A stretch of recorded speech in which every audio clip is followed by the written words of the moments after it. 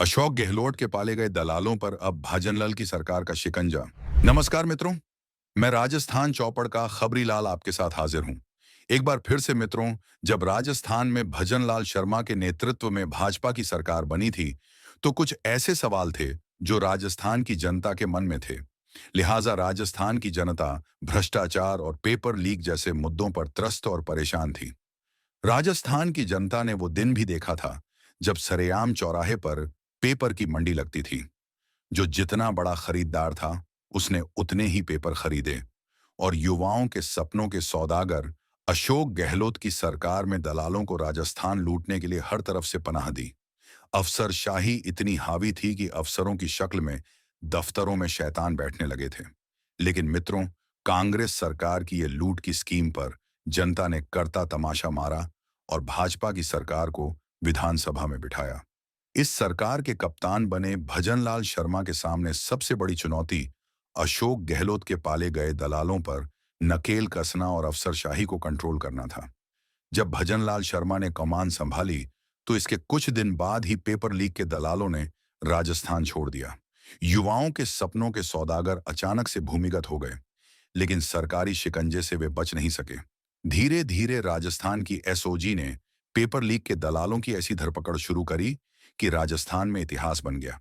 लेकिन अब बारी उन लोगों की थी जो सरकारी सिस्टम में ही बैठकर सिस्टम को खोखला कर रहे थे।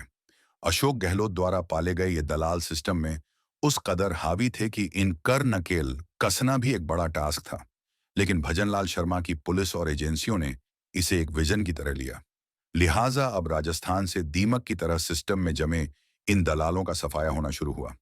हाल ही में राजस्थान के एक प्रमुख समाचार पत्र की खबर तो आपने पढ़ी ही होगी। अभी राजस्थान एसीबी ने ऑपरेशन ऑडी को अंजाम दिया है। एसीबी के इस ऑपरेशन ऑडी के बाद खुली परतों को आप अगर देखेंगे, तो मालूम चलेगा कि पिछली सरकार में करप्शन और मिलीभगत का आलम क्या था। मित्रों, आप सोचिए, एक पीडब्ल्यूडी के जेईएन के पास आखिर कितनी संपत्ति हो सकती है?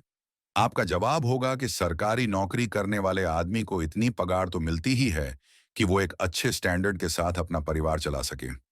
लेकिन एसीबी के शिकंजे में आए पीडब्ल्यूडी के जेईएन हरिप्रसाद मीणा के पास जो संपत्ति बरामद हुई है, वो उसकी आय से 200 गुना ज्यादा है।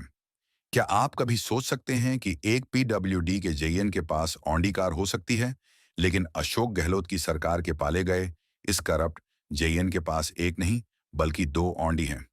इतना ही नहीं, दूदू एसीबी ऑफिस में तैनात इस जेईएन के पास अमेरिका, थाईलैंड सहित 6 देशों की करेंसी मिली है।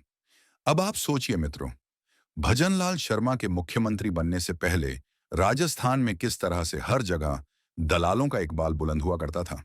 सरकारी संरक्षण में पले बढ़े ये लोग इतने बेखौफ और निरंकुश थे कि पूरे सिस्टम को सरेआम ठेंगा दिखा रहे थे।